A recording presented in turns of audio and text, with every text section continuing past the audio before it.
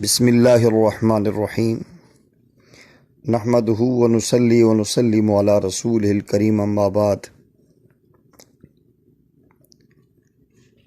عشق سے تیرے جب بھر گئے ہم،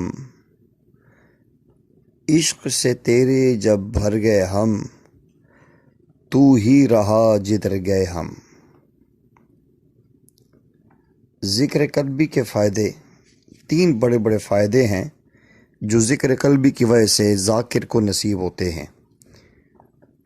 ذکر قلبی وہ ذکر ہے جو ہر حال میں انسان کر سکتا ہے، کھڑا ہو، بیٹھا ہو، لیٹا ہو، کھا رہا ہو، پی رہا ہو، چل رہا ہو، جس حال میں بھی انسان ذکر قلبی کرنا چاہے وہ کر سکتا ہے، کرتا رہتا ہے۔ تو ایسا ذکر جو ہر وقت انسان کرے اس کو ذکر کثیر کہتے ہیں، اور اس کی بہت زیادہ تاثیر ہوتی ہے اور بہت سارے اس کے فوائد ہوتے ہیں۔ ہمارے مشائخ صوفیاء نے لکھا ہے کہ ذکر کے فوائد میں سے تین بڑے بڑے فائدے ہیں جو ذکر کرنے والے انسان کو نصیب ہوتے ہیں۔ بعض چیزیں ایسی ہوتی ہیں جن کی تاثیر میں مقدار کو دخل ہوتا ہے۔ مثال کے طور پر جس بندے کو بخار ہو، اس کو ڈاکٹر لوگ بتاتے ہیں کہ صبح دوپہر شام آپ نے یہ بخار اتارنے والی گولی ایک ایک لینی ہے۔ اب ایک بندہ گولی تو لے لیتا ہے، وہ روزانہ نہیں لیتا، گولی بخار اتارنے کی لیتا ہے لیکن 3 دن کے بعد لیتا ہے۔ اب پھر وقفہ پھر 3 دن کے بعد لیتا ہے۔ اب ڈاکٹر سے جا کر بتاتا ہے کہ میں نے کئی دن گولیاں استعمال کی ہیں لیکن میرے بخار میں فرق نہیں پڑا۔ تو وہ اس کو بتاتا ہے کہ بھائی آپ نے دوائی صحیح لی ہے، استعمال بھی صحیح کی ہے، لیکن آپ کو صبح دوپہر شام میں کہ گولی استعمال کرنی تھی، ہر دن میں 3، تم نے 3 دن میں 1 کی۔ تو امراض کو دور کرنے کے لیے جس طرح دوائیاں لی جاتی ہیں، اسی انداز میں انسان کی اندر کی روحانی بیماریوں کو دور کرنے کے لیے کثرت کے ساتھ اللہ تعالیٰ کا ذکر کیا جاتا ہے۔ جو انسان ذکر قلبی کرتا ہے، جس کے بارے میں قرآن میں اللہ نے فرمایا کہ یہ وہ لوگ ہیں الذین یذکرون اللہ قیاما وقعودا وعلی جنوبہم، اللہ فرمانا چاہتے ہیں وہ میرے بندے جو کھڑے بیٹھے لیٹے ہر حال میں مجھے یاد کرتے ہیں۔ جو انسان ہر حال میں اللہ کو یاد کرے، ذکر قلبی کرے، اللہ اس کو 3 فائدے دیتے ہیں، جن میں سے پہلا فائدہ قوت ارادی میں اضافہ۔ انسان کے اندر قوت ارادی بڑھتی رہتی ہے، یہ طاقت ہے جسے قوت ارادی کہتے ہیں۔ اس قوت ارادی کے ذریعے انسان اپنی زندگی کے ہر کام کو کر گزرتا ہے، یہ بہت بڑی نعمت ہے۔ دنیا میں جتنے بھی بڑے بڑے لوگ گزرے ہیں، دین میں گزرے ہیں یا دنیا میں گزرے ہیں، سب وہی تھے جن کے اندر قوت ارادی بہت زیادہ تھی، کہ بس ایک بات کا دل میں ارادہ کر لیا، پھر اس بات کو کر گزرے۔ آج ہمارے نوجوانوں میں قوت ارادی کی کمی ہے، بس سوچتے سوچتے انسان کا وقت گزر جاتا ہے۔ ہمارے بزرگ ایک جملہ بولتے ہیں کہ سوچی پیا تے بندہ گیا۔ آج وہی حال ہے کہ نوجوان سوچتے رہتے ہیں کہ میں نے امتحان میں کامیابی حاصل کرنی ہے، میں نے پڑھنا ہے، انہی باتوں میں سال گزر جاتا ہے۔ جس کام کے لیے ماں باپ نے فارغ کیا تھا وہ کام درمیان میں ہی رہ جاتا ہے۔ تو جو انسان ذکر قلبی کرتا ہے اسے سب سے پہلے فائدہ یہ ملتا ہے تو اس کی قوت ارادی میں اضافہ ہوتا ہے۔ نمبر 2، اپنی توجہ کو مرکوز کرنا۔ ایک اور چیز جو انسان کو ذکر کرنے سے ملتی ہے اس کو کہتے ہیں اپنی توجہ کو کسی ایک چیز پہ مرکوز کر دینا۔ جب انسان ذکر کرتا ہے تو تمام خیالات کو ذہن سے نکال دیتا ہے، اور اللہ رب العزت ذکر پر اپنے آپ کو مرکوز کر لیتا ہے، تو اسے ایک نعمت ملتی ہے جسے کہتے ہیں اپنی توجہ کو ایک جگہ پر مرکوز کرنے کی صلاحیت۔ یہ بھی انسان کو ذکر کے ذریعے ملتی ہے، اور آج اس کے نہ ہونے کی وجہ سے ہم بہت سے نقصانات پا رہے ہیں۔ ہمارے نوجوان بچوں میں اپنی توجہ کو مرکوز کرنے کی قوت نہیں ہے، اسی لیے پڑھائی کرنے بیٹھتے ہیں تو توجہ پڑھائی کی طرف نہیں ہوتی۔ کتاب کھول کے بیٹھوں تو آنکھیں روتی ہیں، کتاب کھول کے بیٹھوں تو آنکھیں روتی ہیں، ورق ورق تیرا چہرہ دکھائی دیتا ہے۔ یہ بیچارے کتاب کھول کے بیٹھتے ہیں اور ان کو الفاظ کے بجائے کسی کا چہرہ نظر آتا ہے۔ ایسے ہی آپ دیکھیں نمازوں میں یکسوئی نہیں ہوتی، کیونکہ توجہ ایک جگہ مرکوز نہیں ہے۔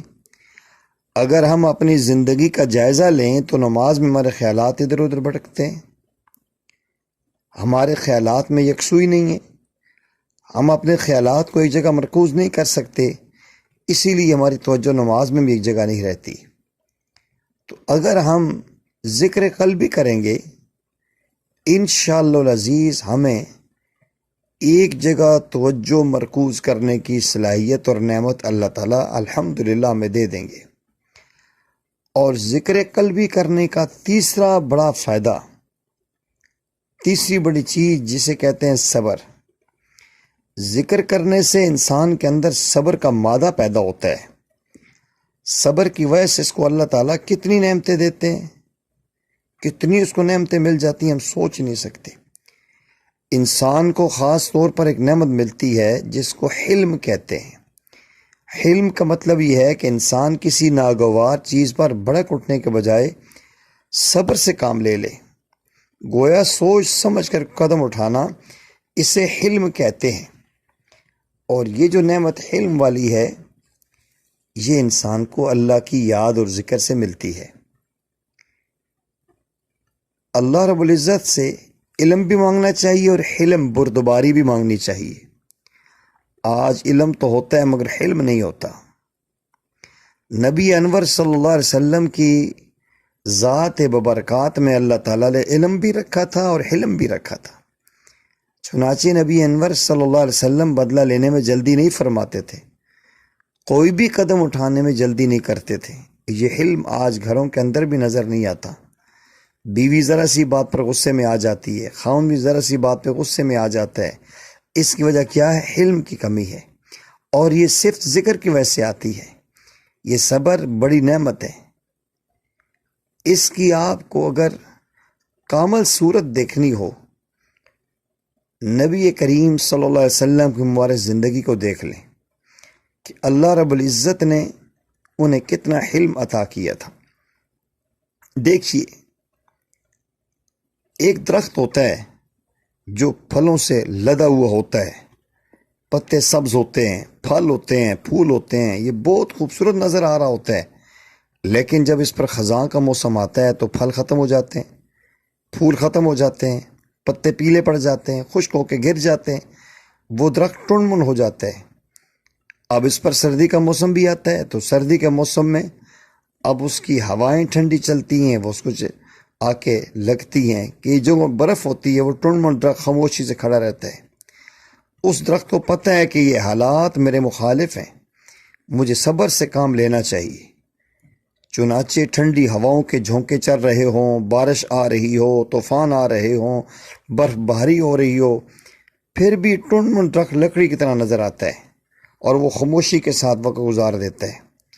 لیکن اس درخت کا یہ صبر اللہ تعالیٰ کو اتنا اچھا لگتا ہے کہ تھوڑے عرصے کے بعد سردی کا موسم ختم ہو جاتا ہے، دوبارہ بہار کا موسم آتا ہے، وہ ٹنڈ من درخت بھی پھر شگوفوں سے بھر جاتا ہے، شگوفیں نکلنا شروع ہوتے ہیں، کونپلیں نکلتی ہیں، پتے بنتے ہیں، اللہ جل شانہ سے پھول بھی عطا کرتے ہیں، اور اسی درخت کو پھر پھلوں سے اللہ لاد دیتے ہیں۔ ہر انسان کی زندگی میں بھی کبھی کبھی ایسے حالات ہوتے ہیں جن کو مخالف حالات کہتے ہیں۔ ہم اگر اس درخت سے سبق سیکھ لیں، ہم بھی ذرا خاموشی سے صبر اپنانے کا ایک جذبہ رکھیں۔